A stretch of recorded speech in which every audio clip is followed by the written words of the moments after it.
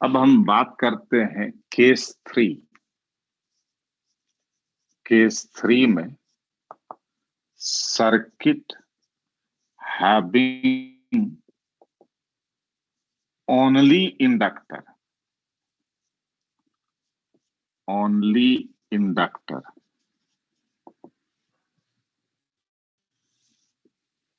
मतलब कि अब हम एक ऐसे एसी सर्किट का बात करना चाह रहे हैं जिसमें कि सिर्फ इंडक्टर लगा हुआ है। मतलब एक मान लीजिए ये इंडक्टर है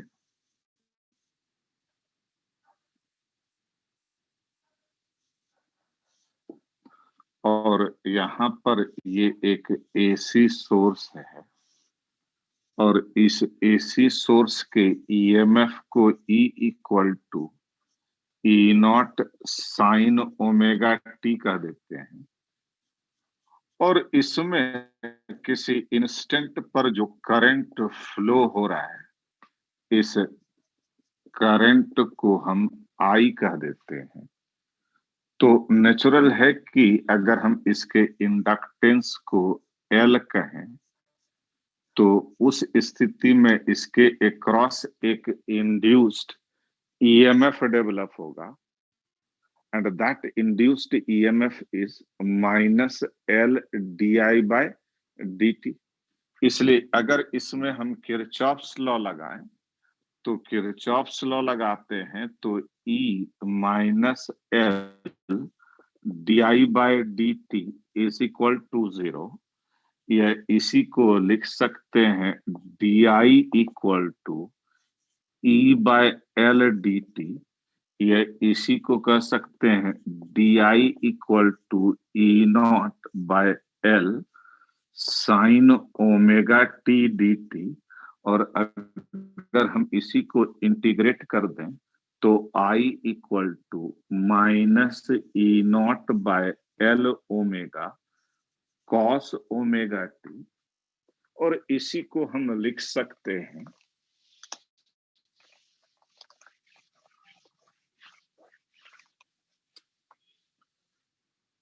आई is equal to I not sine omega T minus pi by 2 where I naught is equal to E naught upon L omega.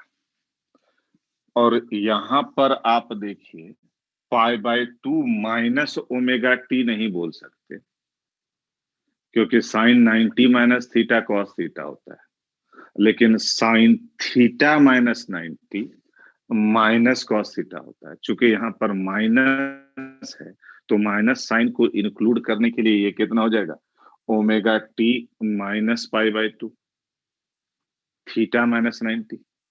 अब इसी का अगर एनालिसिस करें तो पहला बात तो सबको पता है कि ऐसा एसी सर्किट जिसमें सिर्फ इंडक्टर लगा हुआ हो उसको क्या बोलेंगे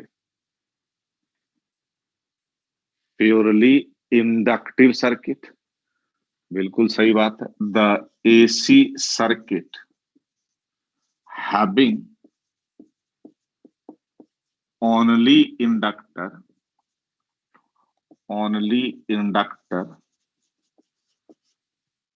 is known as purely inductive circuit. पहला तो ये क्लियर है। दूसरा चीज कि जो पोटेंशियल डिफरेंस एक्रॉस इंडक्टर है वो समय के साथ इस ढंग से वेरी कर रहा है E equal to E not sine omega t. और उसी समय पर इस इंडक्टर से जो करंट फ्लो हो रहा है that current is I equal to I not sine omega T minus pi by 2। इससे एक बात तो क्लियर कट दिख रहा है कि potential difference across inductor and current through inductor same phase में नहीं है, बल्कि दोनों के बीच पोटेंशियल डिफरेंस अक्रॉस इंडक्टर और करंट थ्रू इंडक्टर, इसके बीच फेज डिफरेंस π/2 है, ये भी दिख रहा है। लेकिन इस बार करंट पोटेंशियल डिफरेंस से लीड कर रहा है या लैग कर रहा है?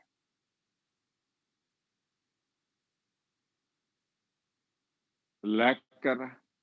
और इसी बात को हम लिखना चाहते हैं कि the current through inductor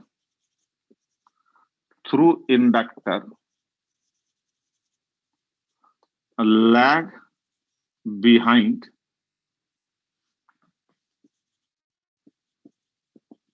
the potential difference with a phase difference of π/2। मतलब कि जब भी एसी सर्किट में हम इंडक्टर को लगाते हैं तो उस इंडक्टर के अक्रॉस जो पोटेंशियल डिफरेंस होता है और उस इंडक्टर से जो करंट फ्लो करता है, दोनों के बीच फेज डिफरेंस π/2 है। और साथ साथ में ये बात भी बोल सकते हैं कि the current lags behind the potential difference with a phase difference of π/2। इसलिए अगर हम इसमें फेजर डायग्राम के विषय में सोचें कि इस प्योरली इंडक्टिव सर्किट के लिए जो फेजर डायग्राम है उसको अगर रिप्रेजेंट करना चाहें तो अगर ईएमएफ को हम ई कह रहे हैं, ये ईएमएफ ई है, ये ईएमएफ ई है, और करंट हम दिखाना चाहते हैं तो करंट किधर दिखाएं, ऊपर या नीचे? ऑब्वियस है, सब लोग सही बोल रहे हैं, तो ये करंट इधर के तरफ दिखाएंगे एंड दिस इज आई। और इसको देख के ही हम बोल सकते हैं कि प्योरली इंडक्टिव सर्किट में the potential difference across inductor leads relative to the current through inductor with a phase difference of π/2। और इसी को उल्टा भी बोल सकते हैं कि प्योरली इंडक्टिव सर्किट में the current lags behind the potential difference across inductor with a phase difference of π/2। और सिर्फ ऐसा नहीं है कि आप ऐसे ही दिखा सकते हैं, आप मान लीजिए ईएमएफ को ऐसे दिखा दिए, कोई दिक्कत नहीं है।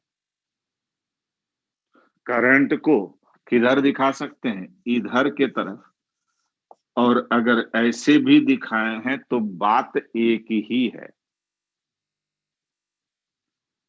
राइट दिखाइएगा अगर करंट को तो करंट तो फिर लीड कर जाएगा, क्योंकि एंटी क्लॉकवाइज डायरेक्शन को फेज का हम पॉजिटिव डायरेक्शन मानते हैं। ये पॉइंट क्लियर है? इस पर और बात करेंगे, पहले इसको नोट कर लीजिए।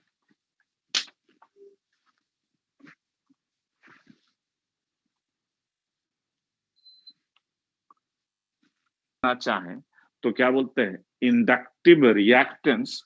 और आप खुद कह सकते हैं कि ये इंडक्टिव रिएक्टेंस फ्रीक्वेंसी पर डिपेंड करता है।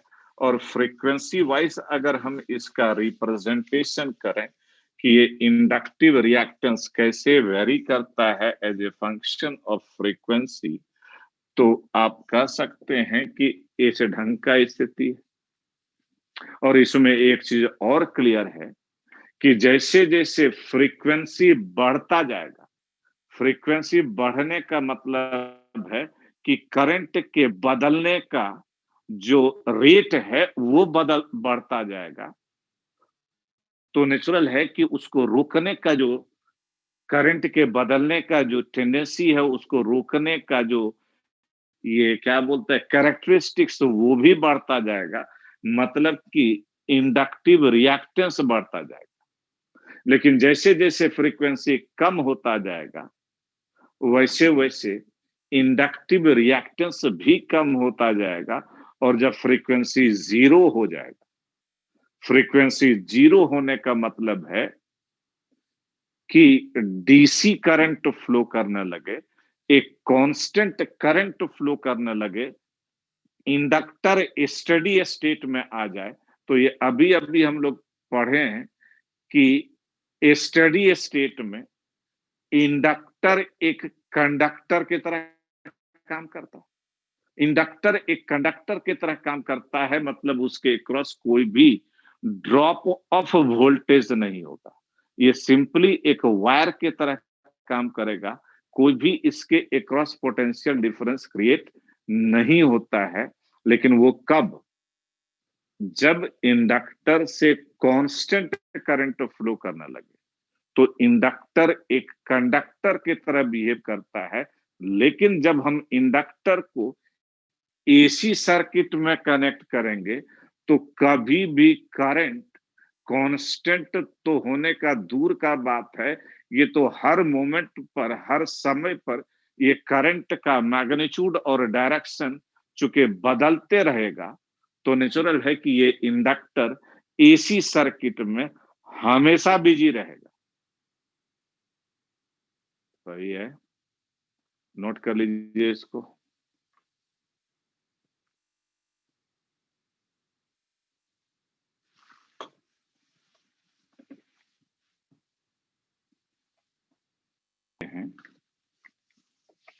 एक दूसरे एसी सर्किट का केस 4।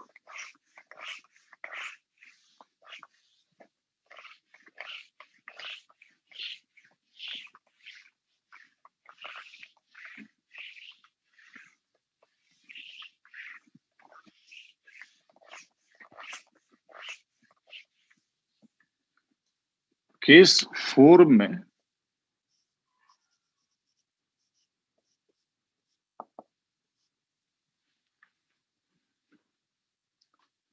अब हम एक ऐसे एसी सर्किट का बात करना चाह रहे हैं जिसमें सिर्फ रेजिस्टेंस या सिर्फ इंडक्टेंस नहीं हो, बल्कि ये जो दो एलिमेंट है वो एक साथ हो। मतलब हम बात करना चाहते हैं RC AC circuit. RC AC circuit का मतलब हुआ ऐसा एसी सर्किट जिसमें रेजिस्टेंस तो हो ही, साथ साथ में कैपेसिटर भी हो, और ये दोनों सीरीज में कनेक्टेड हो। मतलब ये कि मान लीजिए कि ये रेजिस्टेंस है और ये एक कैपेसिटर है, और यहाँ पर ये एसी सोर्स है। इसके ईएमएफ को कुछ भी कह दीजिए, E equal to E not sine omega t. और मान लेते हैं कि करंट इस ढंग से फ्लो कर रहा है,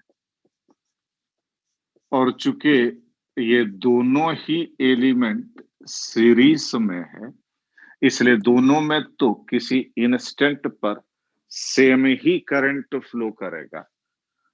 और अगर अब हम यहाँ पर इस सर्किट के फेजर डायग्राम को रिप्रेजेंट करना चाहते हैं, तो डायरेक्ट हम रिप्रेजेंट कर सकते हैं फेजर डायग्राम।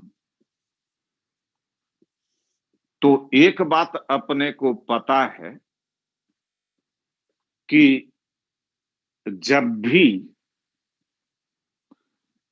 किसी रेजिस्टेंस को एसी सर्किट में कनेक्ट करते हैं, तो जो पोटेंशियल डिफरेंस अक्रॉस रेजिस्टेंस है और जो करंट थ्रू रेजिस्टेंस है, वो दोनों सेम फेज में होता है।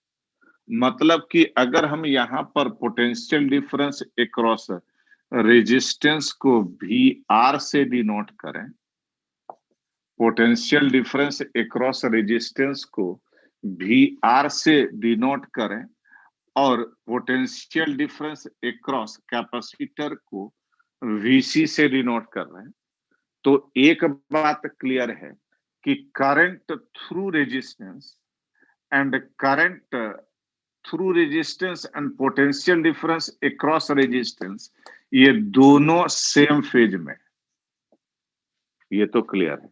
लेकिन सेम करंट इस कैपेसिटर में फ्लो कर रहा है क्योंकि ये रेजिस्टेंस और कैपेसिटर सीरीज में है, तो जो करंट रेजिस्टेंस में फ्लो किया वही करंट इस कैपेसिटर में फ्लो कर रहा है, लेकिन current through capacitor leads, current through capacitor leads relative to the potential difference across capacitor with a phase difference of pi by 2। अब इस पॉइंट को ध्यान दीजिएगा, इसमें जो करंट है वही करंट इसमें भी है, तो दोनों में जो करंट फ्लो कर रहा है वो तो सेम ही फ्लो कर रहा है, इसलिए current through resistance and current through capacitor same phase में है क्योंकि सेम ही करंट है। लेकिन current through resistance and potential difference across resistance same phase में है, लेकिन current through capacitor leads relative to the potential difference across capacitor with a phase difference of pi by 2। तो हम एक बात सिर्फ जानना चाहते हैं कि ये जो VR है और ये जो VC है, इसमें लीड कौन कर रहा है? सोच के बोलिएगा। VR और VC में लीड कौन कर रहा है? और आप सब लोग नहीं, ज्यादातर लोग सही बोल रहे हैं। फिर से एक बार देखिए, करंट रेजिस्टेंस में और potential difference across resistance same phase में है, यही करंट इसमें फ्लो किया, तो इसमें जो करंट फ्लो कर रहा है और जो VR है वो सेम फेज में है, लेकिन current through capacitor leads, current through capacitor leads relative to the potential difference across capacitor। इसका मतलब है कि potential difference across resistance leads relative to the potential difference across capacitor with a phase difference of pi by 2। ये दिमाग में बैठा लीजिए क्योंकि इसमें कंफ्यूजन होता है। अगर थोड़ा सा, क्योंकि इसका बार बार जरूरत पड़ेगा, फिर से एक बार बोल देते हैं, ये करंट और ये VR सेम फेज में है भैया, और ये करंट सेम ही है, तो ये जो करंट है, करंट थ्रू कैपेसिटर और जो पोटेंशियल डिफरेंस अक्रॉस रेजिस्टेंस है उसका तो सेम ही फेज है, तो लेकिन करंट थ्रू कैपेसिटर लीड्स, मतलब VC leads VC lags relative to I,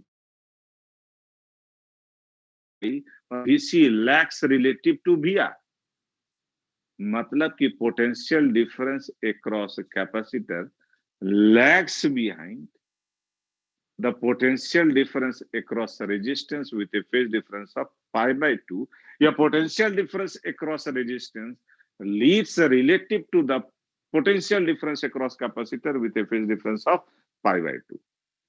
इसमें कहीं कोई दिक्कत नहीं। अब चूंकि ये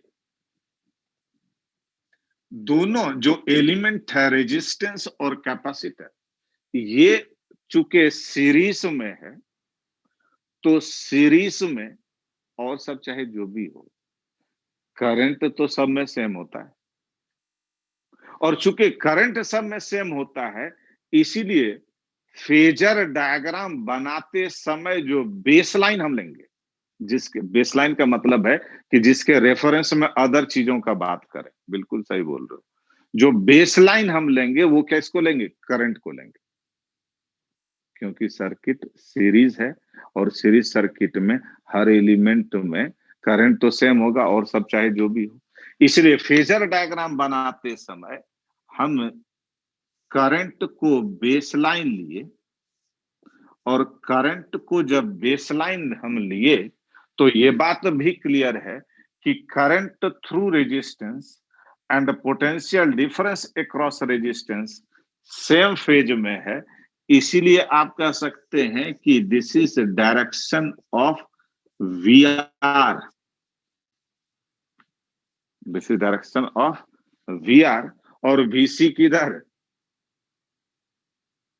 नीचे, बिल्कुल सही बोल रहा है। इसलिए वीसी अगर हम दिखाना चाहें तो इस ढंग से ये वीसी हो गया। इंटरेस्टिंग बात आप देखिए कि potential difference across resistance and potential difference across capacitor भैया सेम फेज में नहीं है, बल्कि इसके बीच का फेज डिफरेंस 90 डिग्री है। इसीलिए इसके अक्रॉस रेजिस्टेंस के across potential difference V R बोल रहे हैं आप।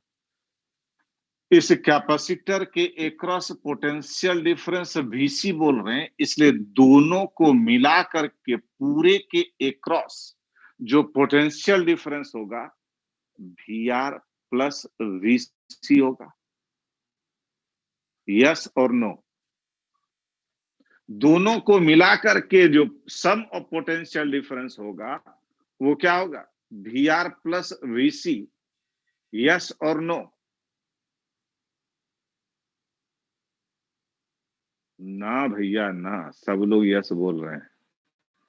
वी आर प्लस वीसी नहीं होगा, क्योंकि वी आर प्लस वीसी तो तब होता ना जबकि सेम फेज में होता।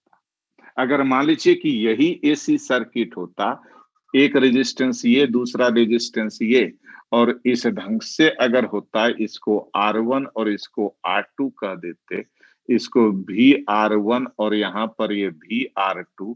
इसलिए अब इसके क्रॉस पोटेंशियल डिफरेंस अगर हम आपसे पूछते तो VR1 प्लस VR2, क्योंकि ये दोनों सेम फेज में होता। अगर मान लीजिए रेजिस्टेंस से छोड़िए, अगर यहाँ पर एक कैपेसिटेंस C1 होता, यहाँ पर एक कैपेसिटेंस C2 होता, और इसके क्रॉस VC1, इसके क्रॉस VC2, तो अब भी ये दोनों सेम फेज में होगा। तो अब पूरे के क्रॉस क्या हो जाएगा? VC1 plus VC2। लेकिन यहां पर तो एक रेजिस्टेंस है और एक कैपेसिटर है, और जो पोटेंशियल डिफरेंस रेजिस्टेंस के अक्रॉस है और जो कैपेसिटर के अक्रॉस है, वो पोटेंशियल डिफरेंस चूंकि सेम फेज में नहीं है, इसलिए पूरे के across potential difference V R plus VC नहीं होगा, बल्कि यहां जो दिख रहा है that is V is equal to under root of VR square plus VC square. ये इफेक्टिव पोटेंशियल डिफरेंस या कह सकते हैं potential difference of the source हो गया। और ये इफेक्टिव पोटेंशियल डिफरेंस आप देखिए कि that lags behind, that effective potential difference lags behind the current with a phase difference of 5। ये इसी बात को हम बोल सकते हैं कि इस पूरे सर्किट का बात कर रहे हैं। इस पूरे सर्किट में जो करंट फ्लो कर रहा है, that current Leeds relative to the total potential difference with a phase difference of 5। इसीलिए अगर हम यहां पर लिखना चाहते हैं कि ये तो चलिए फेजर डायग्राम हो गया, अगर हम इसी में लिखना चाहते हैं कि करंट थ्रू दिस सर्किट या current supplied by the AC source, जो भी आप कहिए, that is I equal to I not sine omega t phi होगा, लेकिन प्लस फाई या माइनस फाई, प्लस फाई या माइनस फाई?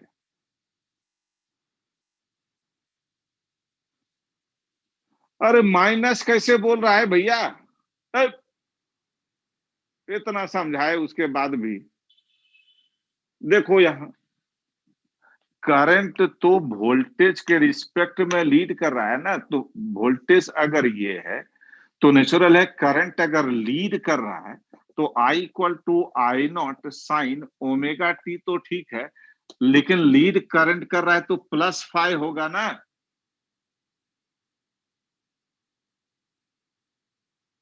इसीलिए यहां पर कह सकते हैं दिस इज प्लस फाइव।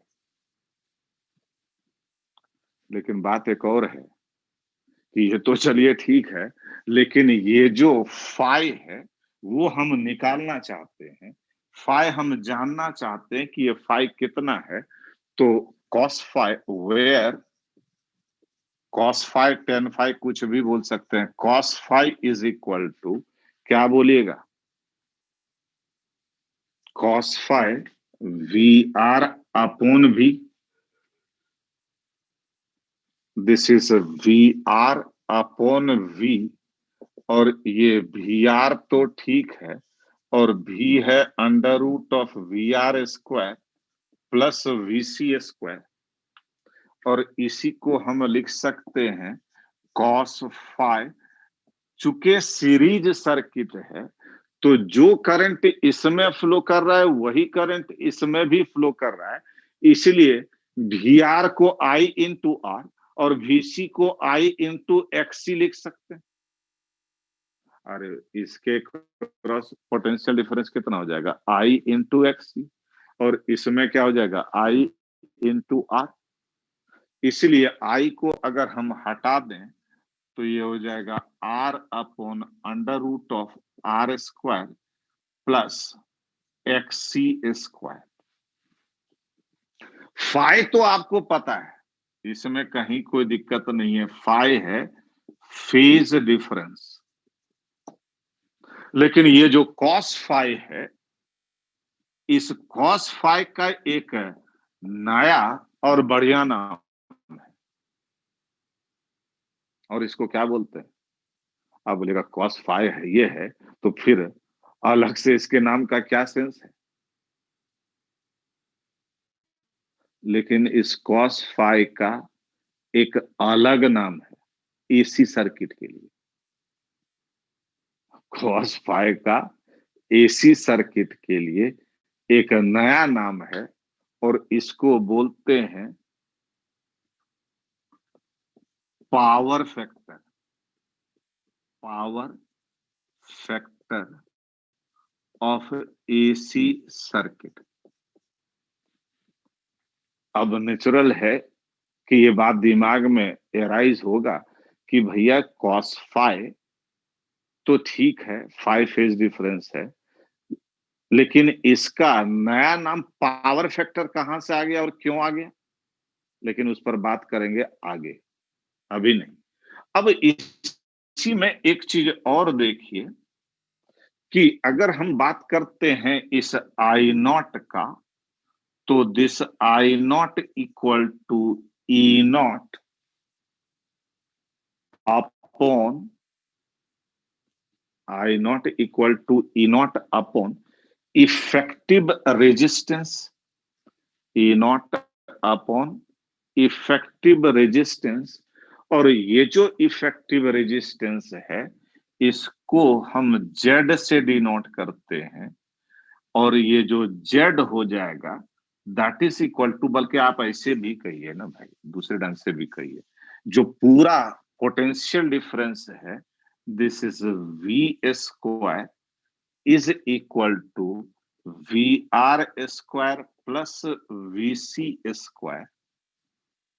और करंट को अगर हम हटा दें तो नेचुरल है कि ये जो हो जाएगा V by I total potential difference is equal to R square plus X C square.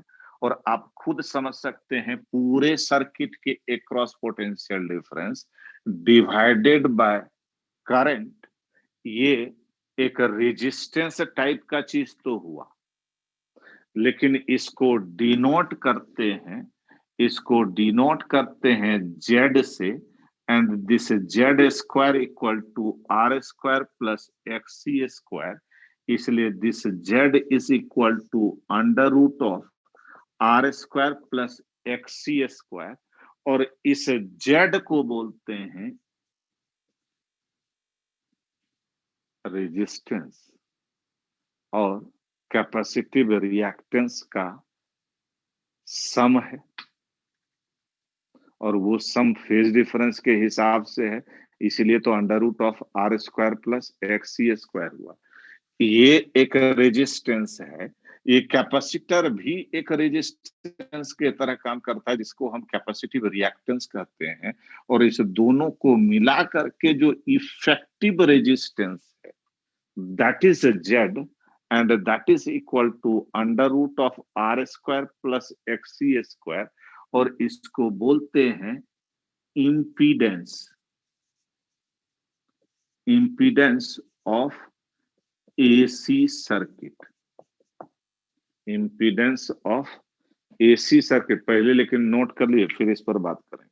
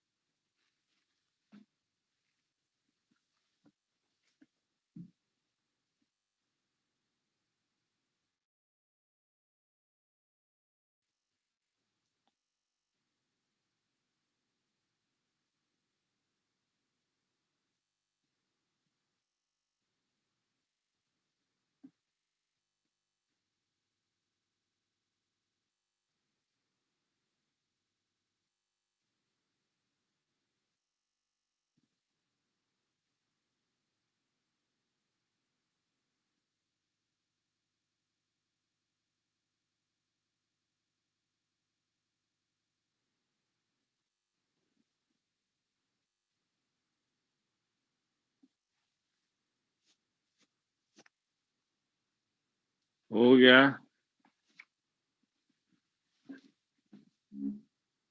जल्दी से नोट कर लीजिए।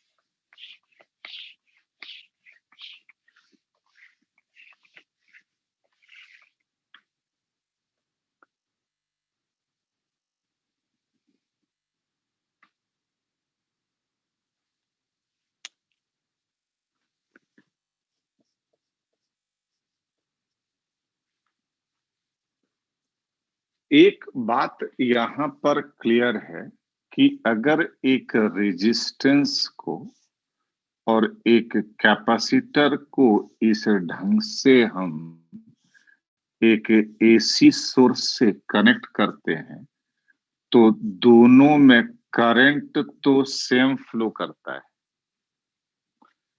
लेकिन इस रेजिस्टेंस के अक्रॉस जो पोटेंशियल डिफरेंस है और इस कैपेसिटर के अक्रॉस जो पोटेंशियल डिफरेंस है वो सेम फेज में नहीं होता है। और चूंकि सेम फेज में नहीं है, इसलिए जो इसका effective resistance of the two elements अगर बात कीजिएगा तो उसी को हम कहते हैं क्या, impedance, and this is equal to R square plus XC square. और इसको इम्पीडेंस तो बोलते हैं, इम्पीडेंस ऑफ एसी सर्किट तो बोलते हैं, लेकिन ये जो रेसिप्रोकल ऑफ इम्पीडेंस है, आप बोलेगा ये रेसिप्रोकल ऑफ इम्पीडेंस का क्या मतलब है भाई? जैसे कि रेजिस्टेंस का जो रेसिप्रोकल होता है उसको क्या बोलते हैं, कंडक्टेंस। जैसे रेजिस्टेंस का रेसिप्रोकल है उसको क्या बोलते हैं, कंडक्टेंस। वैसे ही इम्पीडेंस का जो रेसिप्रोकल है, इसका नाम थोड़ा दमदार है लेकिन इसका हमको कोई ज्यादा मतलब नहीं है। इसको बोलते हैं एडमिटेंस, रेसिप्रोकल ऑफ इम्पीडेंस को बोलते हैं एडमिटेंस। अब इसी पर अगर एक क्वेश्चन भी कर लें तो चीजें क्लियर हो जाएगी। और ये क्वेश्चन नंबर 11 को देखिए। क्वेश्चन नंबर 11, क्वेश्चन नंबर 11 में कहता है, क्या कहता है कि एक रेजिस्टेंस है जो 200 ओम है और एक कैपेसिटर है जिसका कैपेसिटी दिया हुआ है 15 माइक्रोफैराड, सीरीज में कनेक्ट किया गया है। तो एक्सी क्या हो जाएगा, 1/ओमेगा c 1/2πfc। वैल्यू रखिएगा 1/2π तो ठीक है, एफ है 50 और सी है 15 इंटू 10⁻⁻6 माइक्रोफैराड। इसको आप ऊपर लेके जाइए तो ये हो जाएगा 10⁴ डिवाइडेड बाय 15 पाई। और 15 पाई लगभग आप कह सकते हैं 50 के बराबर है, उसको डिवाइड कीजिएगा तो ये भी 200 ओम के बराबर होगा। तो ये तो ठीक है। और यहां पर R और X पता है इसलिए Z मिल जाएगा। This is under root of R square plus X square and this is 200 square plus 200 square and this is 200√2 ohm. और इसमें पहला चीज पूछ रहा है, calculate the current in the circuit. एक बात जो हम करना चाहते हैं वो करेंगे, लेकिन एक पहले इसको करंट अगर लिखना है तो करंट इज E/Z या V/Z कहिए। और पोटेंशियल डिफरेंस दिया हुआ है 200 divided by 200√2 and this is 1/√2 ampere. अगर हम पोटेंशियल डिफरेंस अक्रॉस रेजिस्टेंस कहना चाहते हैं तो I इंटू R, और R है 200 एंड दिस इज 100√2 वोल्ट। अगर पोटेंशियल डिफरेंस अक्रॉस कैपेसिटर कहना चाहते हैं तो I इंटू XC 1/√2 इंटू 200, ये भी 100√2 वोल्ट। और ध्यान दीजिए कि VR plus VC is not equal to V। क्यों? क्योंकि VR और VC सेम फेज में नहीं। एक बात जो हम कहना चाह रहे थे वो ये कि आप AC सर्किट में ढेर टाइप का करंट का नाम सुने, एक पीक करंट का नाम सुने, मतलब मैक्सिमम वैल्यू ऑफ करंट। दूसरा एवरेज करंट भी सुने, आप जानते भी हैं। और तीसरा आरएमएस करंट सुने। ये आरएमएस करंट या आरएमएस वोल्टेज क्या है कि किसी भी एसी सर्किट में इफेक्टिवली या ओवरऑल बिना समय पर ध्यान दिए, बिना डायरेक्शन पर ध्यान दिए, अगर एक ओवरऑल करंट हम सोचें तो उसी करंट को हम बोलते हैं आरएमएस करंट, या उसी वोल्टेज को हम बोलते हैं आरएमएस वोल्टेज। जैसे कि हम बोलते हैं कि घर में जो सप्लाई वोल्टेज है दैट इज 220 वोल्ट, तो ये 220 वोल्ट जो है वो आरएमएस वोल्टेज को बताता है। जबकि आप खुद समझ सकते हैं कि आरएमएस वोल्टेज अगर 220 है तो पीक वोल्टेज कितना हो जाएगा? 220√2 मतलब 311 वोल्ट। और मिनिमम क्या हो जाएगा? 0। मतलब कि घर में जो सप्लाई हो रहा है वोल्टेज मैग्नीट्यूड वाइज, वो 0 से लेकर के 311 वोल्ट तक वो वेरी कर रहा है। लेकिन उसके बाद भी ओवरऑल जो वोल्टेज हम बोलते हैं, उसी वोल्टेज को या करंट को आरएमएस वोल्टेज या करंट बोलते हैं। पहला बात, अगर नाम दिया हुआ है आरएमएस वोल्टेज बताइए या आरएमएस करंट बताइए, तब तो सीधा सीधा क्लियर है कि भाई आरएमएस वोल्टेज या आरएमएस करंट या पीक वोल्टेज या पीक करंट जो भी पूछ रहा है वो बता दीजिएगा। लेकिन एसी सर्किट में करंट पूछ रहा है लेकिन नाम नहीं दिया है, कि कहेगा find the current in the circuit. तो एक बात दिमाग में रखना है कि जिसका कोई नाम नहीं होता है उसका एक ही नाम होता है आरएमएस। जिसका कोई नाम नहीं होता है उसका क्या नाम होता है? आरएमएस। अगर आपसे सीधे सीधे कह रहा है कि find the current in the AC circuit, नाम नहीं मेंशन है, तो तुरंत समझ जाइए कि वो आरएमएस करंट या आरएमएस वोल्टेज जानना चाह रहा है। इवन क्वेश्चन में भी आपको कहेगा voltage of the AC circuit या current of the AC circuit. अगर नाम मेंशन नहीं है और वोल्टेज और करंट दिया है तो सीधे सीधे हम समझेंगे कि वो वोल्टेज और करंट रिप्रेजेंट आरएमएस वोल्टेज या आरएमएस करंट। इवन बहुत सारा क्वेश्चन में आपको वोल्टेज या करंट या तो दिया होगा या पूछेगा, लेकिन उसका नाम नहीं होगा। और जिसका कोई नाम नहीं है उसका क्या नाम है? आरएमएस। इसलिए हम तुरंत समझ जाएंगे कि वो आरएमएस वोल्टेज या आरएमएस करंट। एक और बात कि अगर हम एसी सर्किट और डीसी सर्किट को कंपेयर करें तो डीसी सर्किट में अगर आप बोलते हैं कि 10 एम्पेयर करंट फ्लो कर रहा है और उसी डीसी सर्किट का इक्विवेलेंट अगर हम एसी सर्किट सोचें तो उस एसी सर्किट का जो इक्विवेलेंट करंट होगा डीसी सर्किट के इक्विवेलेंट, वो एसी सर्किट का वो कौन सा करंट होगा? RMS current. आप बोलते हैं कि किसी बैटरी का ईएमएफ 10 वोल्ट है, किसी बैटरी का, बैटरी है मतलब डीसी सर्किट, किसी बैटरी का वोल्टेज अगर आप 10 वोल्ट कहते हैं तो उसी बैटरी के इक्विवेलेंट अगर आप कोई एसी सोर्स कंसीडर कीजिएगा तो उस एसी सोर्स का जो आरएमएस वोल्टेज होना चाहिए वो कितना होना चाहिए? 10 वोल्ट। जबकि आप खुद समझ सकते हैं कि वो पीक वोल्टेज हो जाएगा 10√2।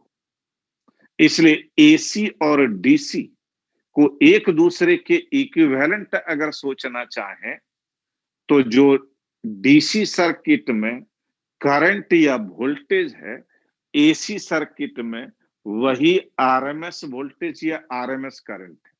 पहला बात। दूसरा बात ये कि बहुत सारा इलेक्ट्रिकल जो इंस्ट्रूमेंट होता है उसमें रेटिंग लिखा हुआ होता है, 220 वोल्ट या 5 एम्पेयर करंट। तो उसमें भी जो वोल्टेज या करंट का रेटिंग होता है वो वोल्टेज या करंट आरएमएस वोल्टेज या आरएमएस करंट को रिप्रेजेंट करता है। और तीसरा बात ये कि कोई भी क्वेश्चन में कुछ पूछ रहा हो करंट या वोल्टेज, या करंट या वोल्टेज दिया हुआ हो और उसका कोई नाम नहीं मेंशन हो, तो जिसका कोई नाम नहीं होता उसका क्या नाम होता है? आरएमएस। क्लियर है ये बात? नोट कर लीजिए, और जो नोट कर लिए हैं वो लीव भी कर सकते हैं।